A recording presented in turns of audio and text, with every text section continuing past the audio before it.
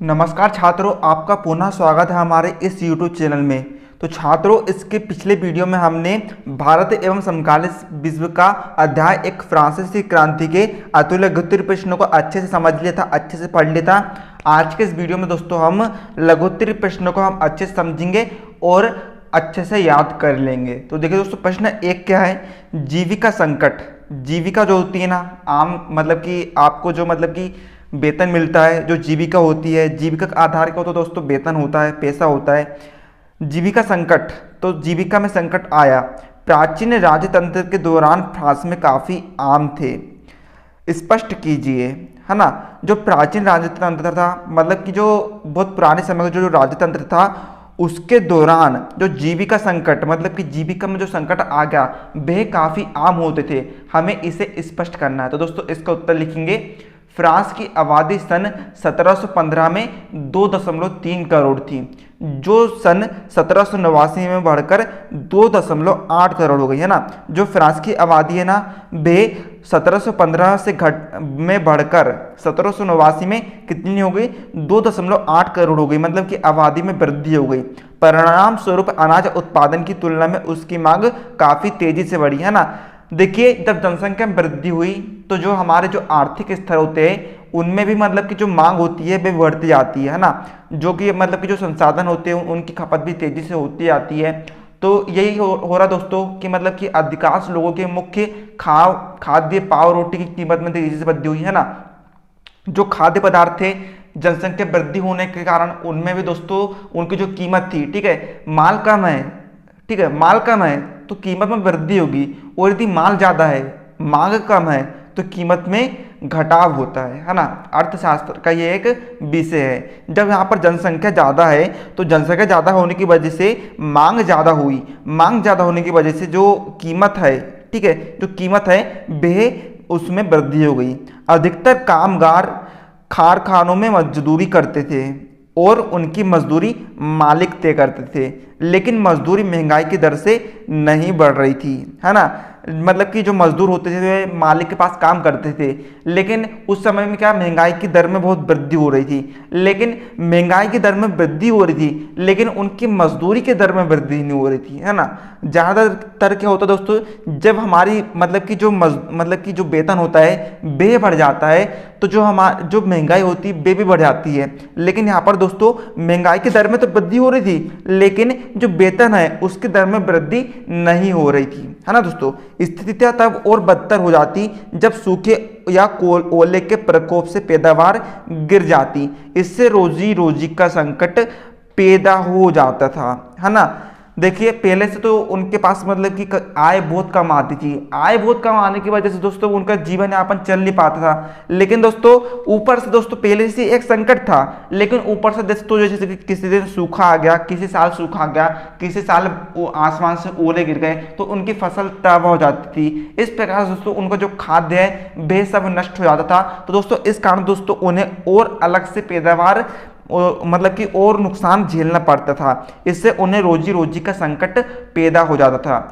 ऐसे में जीविका संकट प्राचीन राजतंत्र के दौरान फ्रांस में काफ़ी आम थे, है ना। जो मतलब कि आपकी जीविका का आधार जो पैसा है वे नहीं मिल पाता था। तो दोस्तों जो जीविका संकट था वे प्राचीन राजतंत्र में फ्रांस में काफ़ी आम थे, मतलब कि होते रहते थे, एक समान सी बात हो गई थी। उम्मीद दोस्तों आपको समझ में आ रहा होगा। चलिए दोस्तों, अब हम बढ़ते हैं अपने प्रश्न 2 की तरफ। देखिए दोस्तों, प्रश्न 2 है, फ्रांस में लुई 16वें के समय में खजाना खाली होने का प्रमुख कारण बताइए, है ना। फ्रांस में लुई 16वें कौन था दोस्तों, एक राजा था, सम्राट था। तो उसके समय में क्या हुआ था दोस्तों, खजाना था जो वो खाली हो गया था। दोस्तों हमें इसके प्रमुख कारण बताना है। तो दोस्तों इसका उत्तर क्या है, फ्रांस में लुई 16वें के समय में खजाना खाली होने का प्रमुख कारण निम्नलिखित थे, है ना। आपको दोस्तों सबसे पहले लिख देना है, फ्रांस में लुई 16वें के समय में खजाना खाली होने के प्रमुख कारण निम्नलिखित थे। क्या क्या कारण थे दोस्तों, पहला, राजा द्वारा शान शौकत पर खर्च अधिक करना, है ना। जो राजा था ना दोस्तों, वे राजा क्या करता दोस्तों, बहुत शौकीन किस्म का आदमी था। वे मतलब कि बहुत अय्यासी करता था, अय्यास किस्म था। जितना भी पैसा आया, जितना भी कर से पैसा आया, वे सब मतलब कि नाच कूद ये सब फालतू के शौकीन, दारू पीना ये इसमें सब उड़ा देता था। बहुत अय्यास किस्म का राजा था, बहुत दुष्ट किस्म का राजा था। इस कारण दोस्तों उनका जो खजाना था वह भी खाली होने लगा। दूसरा, लंबी अवधि तक युद्ध चलने से फ्रांस के संसाधन नष्ट हो गए, है ना। युद्ध चलने से दोस्तों क्या होता है, हमारे जो मतलब कि जो खजाना होता है, जो भी मतलब कि आर्थिक नुकसान हमें झेलना पड़ता है। तो दोस्तों युद्ध चलने से जो फ्रांस के संसाधन थे वे नष्ट हो गए। तीसरा है, ब्रिटेन के युद्ध के चलते फ्रांस पर 10 अरब लिवरे का कर्ज और जुड़ गया, क्योंकि 2 अरब लिवरे का कर्ज पहले से ही था, है ना। कि मतलब कि ब्रिटेन का युद्ध हुआ तो जो फ्रांस है उस पर 10 अरब लिवरे का कर्ज जुड़ गया। अब ये दोस्तों लिवरे क्या होता है, लिवरे जैसे दोस्तों हमारी भारतीय मुद्रा क्या होती है दोस्तों, रुपये होती है। वैसे दोस्तों फ्रांस की एक मुद्रा होती थी, उसका नाम दोस्तों लिवरे होता है। चौथा दोस्तों, जिन्होंने सरकार को कर्ज दिया था वे अब 10% ब्याज मांगने लगे, है ना। जो जनता थी ना, वे क्या कर रही है दोस्तों, मतलब कि जनता ने सरकार ने पहले जनता से कर्ज मांगी।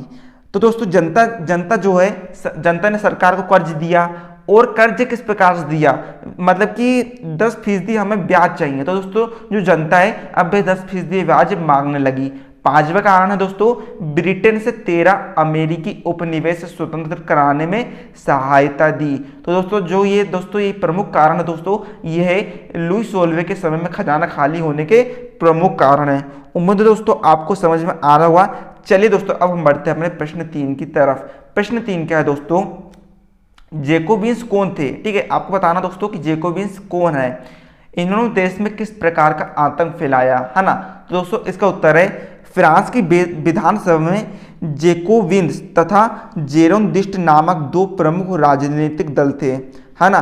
जैसे कि दोस्तों हमारे भारत में 2 प्रमुख राजनीतिक दल है, एक है कांग्रेस और एक है बीजेपी। उसी प्रकार दोस्तों फ्रांस में भी 2 प्रमुख राजनीतिक दल थे। कौन कौन थे, जैकोबिन्स थे और जेरोनिस्ट नामक 2 प्रमुख राजनीतिक दल थे। इनमें जैकोबिन्स अत्यधिक शक्तिशाली एवं कूटनीतिज्ञ थे। उन्होंने फ्रांस में आतंकवादी शासन की स्थापना कर दी, है ना। जो जैकोबिन्स जो दल था ना दोस्तों, वे मतलब कि बहुत ही शक्तिशाली, बहुत पावरफुल था और तरह तरह के दिमाग लगाते रहता था सब पे, मतलब कि एकदम पावर बिठा के बैठा था। तो दोस्तों इस कारण दोस्तों उन्होंने क्या करा, आतंकवादी शासन की स्थापना कर दी। उन्होंने जनता के बीच दोस्तों अपना दबदबा बनाकर रख दिया। इनके दल के सदस्य मध्यम वर्ग के थे, है ना। जो मतलब कि जो इनके जो दल में जो दोस्तों सदस्य आते थे वे मध्यम वर्ग थे, है ना, मतलब मिडिल क्लास के लोग थे। इनके प्रमुख नेता दांते, रोब्सपियर तथा दारा आदि थे, है ना। ये सब उनके नेता के नाम थे। इस दल का कार्यालय पेरिस में था। अपने शत्रुओं के प्रति ये बड़ी कठोरता से व्यवहार करते थे। थोड़ा सा संदेह होने पर वे अपने विरोधियों को फांसी पर चढ़ा देते थे। ठीक है, बहुत ही कठोर किस्म के आदमी थी, मतलब कि जो शत्रु थे उनसे बहुत मतलब कि गहरी मतलब दुश्मनी कर लेते थे। यदि कुछ भी मतलब थोड़ा सा भी कुछ घटना हुई तो क्या करते थे दोस्तों, ये अपने विरोधियों को फांसी पर चढ़ा देते थे, है ना दोस्तों। तो दोस्तों इस प्रकार से दोस्तों इसका आंसर निकल के आता है। अब देखिए दोस्तों हम समझते हैं प्रश्न 4। प्रश्न 4 क्या है दोस्तों, फ्रांस में 14 जुलाई का क्या महत्व है। मतलब कि फ्रांस में एक 14 जुलाई को कोई खास दिन आता है, उस पर दोस्तों हमें टिप्पणी लिखना है। तो देखिए दोस्तों उत्तर 14 जुलाई 1789 ईस्वी को, है ना। आपको याद रखना दोस्तों 14 जुलाई 1789 ईस्वी। 14 जुलाई 1789 ईस्वी को फ्रांसीसी जनता ने बास्तिल की जेल पर आक्रमण कर दिया। समझ में आ रहा होगा। इस जेल को राजा के अत्याचार का प्रतीक समझा जाता था, है ना। मतलब कि जो जेल है, कौन सी जेल है, बास्तिल की जेल है, वहां पर राजा क्या करता था दोस्तों, अत्याचार करता था। राजा अत्याचार करता था दोस्तों, तो उस जेल को दोस्तों राजा के अत्याचार का प्रतीक समझा जाने लगा। लगभग 1 घंटे तक भीड़ घेरा डाले खड़ी रही, है ना। मतलब कि जो जनता ने आक्रमण करा था, तो दोस्तों जनता है उसने लगभग 1 घंटे तक भीड़ का घेरा डाले खड़ी रही। अंत में क्रांतिकारियों ने जेल के फाटक को तोड़कर राजनीतिक बंदियों को मुक्त करा दिया। फिर अंत में क्या हो दोस्तों, जो क्रांतिकारी हैं उन्होंने जेल के फाटक को तोड़कर, जो भी जनता है जो क्रांतिकारी थे उसमें शामिल थे, उन्होंने क्या करा दोस्तों, जेल के फाटक को तोड़ दिया और जो भी मतलब कि वहां पे बंदी थे, एक प्रकार से मतलब कि जो मतलब कि होते ना कैदी, उनको मुक्त करा दिया। इस कारण ही 14 जुलाई को फ्रांस में राष्ट्रीय पर्व के रूप में माना जाता है ना। मतलब कि जो 14 जुलाई है दोस्तों, मतलब कि राष्ट्रीय पर्व के रूप में इसलिए मनाते हैं दोस्तों क्योंकि उस दिन दोस्तों जनता की जीत हुई थी और राजा की हार हुई थी, है ना दोस्तों। समझ में आ रहा हुआ। प्रश्न 5 में दोस्तों हमारा इंपॉर्टेंट प्रश्न है, रूसो के विषय में आप क्या जानते हैं, इसका फ्रांस की राज्य क्रांति में क्या योगदान था, है ना। आपको रूसो के विषय में लिखना है। तो दोस्तों इसका उत्तर है, रूसो उस युग का महान लेखक था। किस युग का महान लेखक था दोस्तों, जो मतलब कि फ्रांस का जो मतलब कि फ्रांस के युग का महान लेखक था। वह समाज का संगठन नवीन ढंग से करना चाहता था। वह समाज का संगठन नवीन ढंग से करना चाहता था। उसने ही सर्वप्रथम लोक प्रभुत्व तथा लोकतंत्र का समर्थन जोरदार शब्दों में किया, है ना। उसने मतलब कि जो लोक प्रभुत्व होता है और जो लोकतंत्र होता है उसका समर्थन किया। उसका कथन था, मानव इस दुनिया में स्वतंत्र उत्पन्न हुआ है, परंतु सर्वत्र वह जंजीरों से जकड़ा हुआ है। एक अन्य स्थल पर कहा था कि कोई भी राजनीतिक पद्धति जो जनता के सहयोग पर आधारित ना हो सफल नहीं हो सकती है ना। मतलब कि कोई भी एक ऐसी राजनीतिक पद्धति थी, है ना, जो कि मतलब कि जनता का सहयोग नहीं कर सकती है, मतलब कि जो जिन पर मतलब कि एकदम स्वतंत्र है वो, मतलब कि जनता से ना कुछ लेना ना कुछ देना, ना जनता का फायदा ना जनता से सरकार का फायदा, वे कभी सफल नहीं हो सकती, ऐसा उन्होंने कहा था। उन्होंने सामाजिक समझौते के सिद्धांत का प्रतिपादन बड़े प्रभावशाली ढंग से किया था। वे व्यक्तिगत स्वतंत्रता और समानता का भी समर्थक था, है ना। वे व्यक्तिगत स्वतंत्रता और समानता पर देता था दोस्तों, जोर देता था। रूसो के विचारों ने फ्रांस की जनता को अत्यधिक प्रभावित किया। मतलब कि जो रूसो था ना, एक प्रकार से उभर के आया और उसने दोस्तों कई ऐसे मतलब कि विचार दिए जो जनता की जो भावना है उससे मेल खा गई। तो दोस्तों जो जनता है उसने रूसो को खूब सपोर्ट किया, है ना। दोस्तों समझ में आ रहा होगा दोस्तों। नेक्स्ट इंपॉर्टेंट क्वेश्चन है दोस्तों हमारा, देखिएगा, मॉन्टेस्क्यू के विषय में आप क्या जानते हैं, है ना। हमें मॉन्टेस्क्यू के बारे में बताना है दोस्तों। आप नाम को, ठीक है, नाम को रट लेना, कुछ भी कर लेना, ठीक है, विदेशी नाम होते हैं, ऐसे ही होते हैं। मॉन्टेस्क्यू अपने युग का एक महान दार्शनिक विचारक तथा लेखक था, है ना। मतलब कि जो उसका युग का था उसका एक क्या था दोस्तों, महान दार्शनिक था, देखने वाला था, ठीक है, विचारक था और लेखक था, लेखन का कार्य करता था।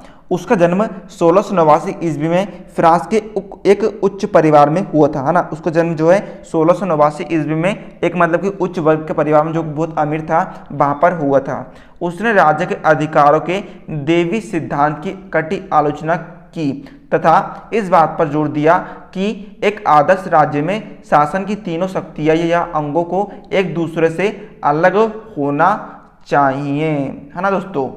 उसने मतलब कि जो राजा के अधिकारों थे, ठीक है, उसके राजा के अधिकार क्या थे, बहुत सारे अधिकार थे, तो उसके दोस्तों उसने आलोचना की। और राज्य में दोस्तों 3 शक्तियां हुआ करती थी, ठीक है। तो दोस्तों उसने कहा कि जो 3 शक्ति होती है उसे एक दूसरे से भिन्न भिन्न होना चाहिए।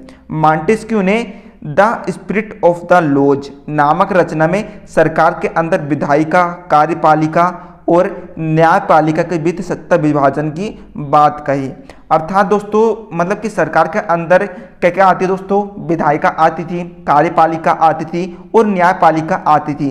तो उसने क्या कहा दोस्तों कि उन्होंने कहा कि दोस्तों तीनों में अलग अलग सत्ता होनी चाहिए, तीनों में अलग अलग सत्ता होनी चाहिए, ठीक है, तीनों में अलग अलग सत्ता होनी चाहिए। अर्थात इसकी सत्ता अलग होनी चाहिए, इसकी सत्ता अलग होनी चाहिए और इसकी भी सत्ता अलग होनी चाहिए। जब संयुक्त राज्य अमेरिका में 13 उपनिवेशों ने ब्रिटेन से खुद को आज़ाद घोषित कर दिया तो वहाँ इसी मॉडल की सरकार बनी, है ना दोस्तों। तो दोस्तों इस प्रकार से दोस्तों आपका ये 6वां इंपॉर्टेंट क्वेश्चन दोस्तों खत्म होता है। तो दोस्तों इस पार्ट से दोस्तों आपको बहुत सारे इंपॉर्टेंट क्वेश्चन आ रहे हैं, ठीक है। कम से कम दोस्तों आपके 10 नंबर फंसेंगे दोस्तों, तो आपको काफ़ी मेहनत करनी पड़ेगी इस अध्याय में, है ना दोस्तों। अब दोस्तों हम अपना नेक्स्ट इंपॉर्टेंट क्वेश्चन समझते हैं दोस्तों, ठीक है। ये अलग इंपॉर्टेंट क्वेश्चन दोस्तों हमारा क्या है, फ्रांस में दास प्रथा का उन्मूलन कब और किस प्रकार हुआ, है ना। वेरी इंपॉर्टेंट क्वेश्चन दोस्तों, आपको इसे अच्छे से समझना है ना।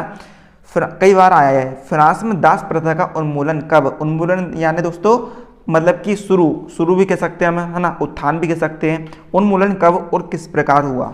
दास प्रथा यानी दास को दोस्तों हम दूसरे शब्दों में क्या कहते हैं दोस्तों, हम गुलाम कहते हैं, नौकर कहते हैं, है ना। फ्रांस में दास प्रथा का उन्मूलन कब और किस प्रकार हुआ। तो दोस्तों उत्तर है सन 1794 के कन्वेंशन ने फ्रांसीसी उपनिवेशों में सभी दासों की मुक्ति का कानून पारित किया, है ना। 1794 में एक मीटिंग हुई थी। उसमें क्या हुआ दोस्तों, जो भी दास थे, गुलाम थे, उनकी मुक्ति का कानून मतलब कि बना दिया था। पर यह कानून एक छोटी सी अवधि तक ही लागू रहा, है ना। कानून तो दोस्तों उन्होंने बना दिया, लेकिन जो कानून था दोस्तों लंबे समय तक नहीं चल पाया, वह छोटी सी अवधि तक ही सीमित रह गया। 10 वर्ष बाद नेपोलियन ने दास प्रथा पुनः शुरू कर दी, है ना। जो दास की मुक्ति थी दोस्तों, उसको मतलब कि सिर्फ 10 वर्ष तक लागू रहा, लेकिन 10 वर्ष बाद दोस्तों जब नेपोलियन आया तो दोस्तों नेपोलियन ने क्या करा दोस्तों, दास प्रथा, गुलाम की जो प्रथा थी दोस्तों, उन्हें पुनः शुरू कर दिया। बगान मालिकों को अपने आर्थिक हित साधने के लिए अफ्रीकी निगरों लोगों ने को गुलाम बनाने की स्वतंत्रता मिल गई, है ना। जो बगान मालिक होते थे, ठीक है, उन्हें मतलब कि अपने आर्थिक हित, है ना, जैसे जो मालिक होता था दोस्तों, वे नौकर को रख गया दोस्तों, तो उससे फायदा तो हो गई, ठीक है। तो मतलब कि गुलाम बना के रखेगा दोस्तों, तो उससे फायदा तो हो गई ना। तो दोस्तों इस प्रकार दोस्तों जो बगान के मालिक होते थे, वे अपने आर्थिक हित को साधने के लिए क्या करते थे दोस्तों, अफ्रीकी निगरी लोग, ठीक है, अफ्रीकी निगरी जो मतलब कि समूह होता था, उनको दोस्तों क्या करते थे, गुलाम बनाकर रखते थे। तो दोस्तों उनको इस प्रकार की स्वतंत्रता मिल गई। फ्रांसीसी उपनिवेशों में अंतिम रूप से दास प्रथा का उन्मूलन 1848 में किया गया। मतलब कि जो अंतिम रूप से दोस्तों जो दास प्रथा का उन्मूलन है, ठीक है, शुरू में कब किया, ठीक है, अंतिम रूप से दोस्तों कब हुआ उन्मूलन दोस्तों, इसका हुआ 1848 में। दोस्तों आपको अच्छे से याद रखना दोस्तों, आपको ऑब्जेक्टिव में भी पूछा जाता है कि फ्रांस में अंतिम रूप से दास प्रथा का उन्मूलन कब हुआ। तो दोस्तों इसका उत्तर क्या होगा, अंतिम रूप से दास प्रथा का उन्मूलन 1848 में किया गया। अब दोस्तों हम अपना नेक्स्ट आईएमपी क्वेश्चन को समझते हैं। हमारा लास्ट इंपॉर्टेंट क्वेश्चन है दोस्तों, लघुत्तरीय प्रश्नों में नेपोलियन के उदय को कैसे समझा जा सकता है ना। मतलब कि जो नेपोलियन था उसका उदय कब हुआ था, कैसे हम उसे समझ सकते हैं, हमें इस बारे में दोस्तों हमें विस्तार पूर्वक वर्णन करना है। तो दोस्तों आप हेडिंग डाल सकते हैं नेपोलियन का उदय। तो दोस्तों उत्तर क्या है, 1795 में राजतंत्र के समर्थक तथा असंतुष्ट गणतंत्रवादियों ने संगठित होकर कन्वेंशन पर आक्रमण कर दिया, है ना। 1795 में दोस्तों क्या हुआ कि जो मतलब कि राजतंत्र को जो समर्थन करते थे और जो असंतुष्ट गणतंत्रवादी थे, वे अलग अलग उनका दल हुआ करता था। लेकिन वे दोस्तों एक बार क्या हुआ, संगठित हो गए, और संगठित होकर दोस्तों उन्होंने सरकार कन्वेंशन पर आक्रमण कर दिया। कन्वेंशन की रक्षा का भार नेपोलियन पर डाला गया, है ना। मतलब कि जो नेपोलियन है उस पर कन्वेंशन की रक्षा करने का जो मतलब जिम्मा है, जिम्मेदारी है, उस पर डाल दी गई। इस समय से ही वे फ्रांस की राज्य क्रांति के मंच पर चमका। उन्होंने मतलब कि बहुत अच्छे से हैंडल कर लिया ताकि दोस्तों जो मतलब कि कन्वेंशन की रक्षा है वे हो सके। तो दोस्तों इस कारण दोस्तों वह धीरे धीरे फेमस होने लगा। कन्वेंशन ने इससे प्रसन्न होकर उसे फ्रांस की सेना का प्रधान सेनापति नियुक्त कर दिया, है ना। कन्वेंशन ने इससे प्रसन्न होकर, ठीक है, उन्होंने रक्षा करी कन्वेंशन की, तो दोस्तों उससे प्रसन्न होकर दोस्तों कन्वेंशन है उसने उसे क्या करा दोस्तों, फ्रांस की सेना का प्रधान सेनापति नियुक्त कर दिया। इस प्रकार फ्रांस की क्रांतिकारी सेना की बागडोर अब उसके हाथ में आ गई, है ना। तो दोस्तों इस प्रकार क्या हुआ, जो क्रांतिकारी सेना है उसकी बागडोर अब मतलब कि जो उसकी जो जिम्मा है अब वे उसके हाथ में आ गया। और क्या हुआ दोस्तों, वे फ्रांस का सबसे शक्तिशाली व्यक्ति बन गया, है ना। देखिए दोस्तों किसी के पीछे दोस्तों जब सेना आएगी तो दोस्तों वह खुद को पावरफुल महसूस करता है। तो दोस्तों इस प्रकार दोस्तों वे क्या हुआ, फ्रांस का सबसे शक्तिशाली व्यक्ति बन गया। 1804 में नेपोलियन बोनापार्ट ने खुद को फ्रांस का सम्राट घोषित कर दिया, है ना। जब दोस्तों वे शक्तिशाली व्यक्ति बन गया तो क्या हुआ दोस्तों, 1804 में उसने खुद को फ्रांस का सम्राट घोषित कर दिया। उसने पड़ोस के यूरोपीय देशों की विजय यात्रा शुरू की। पुराने राजवंशों को हटाकर उसने नए साम्राज्य बनाए और उनकी बागडोर अपने खानदान के लोगों के हाथ में दे दी। जब दोस्तों वे राजा बन गया, सम्राट बन गया, तो उसने क्या करा दोस्तों, जो भी पुराने मतलब कि राजवंश थे जो गद्दी पर बैठे थे, तो दोस्तों उसने उन्हें हटाकर क्या करा दोस्तों, उसने उन्हें हटाकर क्या करा दोस्तों, जो अपने जो खानदान के लोग हैं उनके हाथों में जो मतलब कि गद्दी थी उनके हाथों में दे दिया। नेपोलियन खुद को यूरोप के आधुनिकीकरण का अग्रदूत मानता था। है ना। जो यूरोप में दोस्तों जो धीरे धीरे आधुनिकीकरण होने लगा, उसका जो मतलब कि जो दोस्तों अग्रदूत था दोस्तों, वे नेपोलियन खुद को मानता था। उसने निजी संपत्ति की सुरक्षा के कानून बनाए, है ना। जो मतलब कि जो निजी संपत्ति होती है, जो जिस पर किसी विशेष व्यक्ति का अधिकार होता है, उसने दोस्तों उसकी सुरक्षा के लिए कानून बनाए और दशमलव पद्धति पर आधारित नापतोल की एक समान प्रणाली चलाई, है ना। और मतलब कि एक के नापतोल को दोस्तों एक नई पद्धति बनाई दोस्तों, जो कि दोस्तों दशमलव पद्धति थी, उस पर दोस्तों उसने एक प्रणाली चला दी। तो दोस्तों इस प्रकार से दोस्तों नेपोलियन का उदय होता है। तो दोस्तों इस वीडियो में दोस्तों हमने कक्षा 9वीं, ठीक है, समाज विज्ञान में अध्याय 1 फ्रांसीसी क्रांति दोस्तों हमने लघुत्तरित प्रश्नों को, वेरी इंपॉर्टेंट प्रश्नों को दोस्तों हमने हल कर लिया है, जो कि दोस्तों आपको परीक्षा में पूछे जाएंगे। तो दोस्तों आप इसे अच्छे से समझ लीजिए और तुरंत दोस्तों आप इन्हें याद कर लीजिए, ताकि दोस्तों आपको अच्छे से याद हो जाए, ताकि क्योंकि दोस्तों आपने इसे अभी अभी अच्छा समझा है, तो दोस्तों आपको अच्छे से याद हो जाएगा। तो दोस्तों मिलते हैं हम इसके अगले पार्ट में। तो दोस्तों मिलते हैं अगले वीडियो, तब तक के लिए जय हिंद, जय भारत।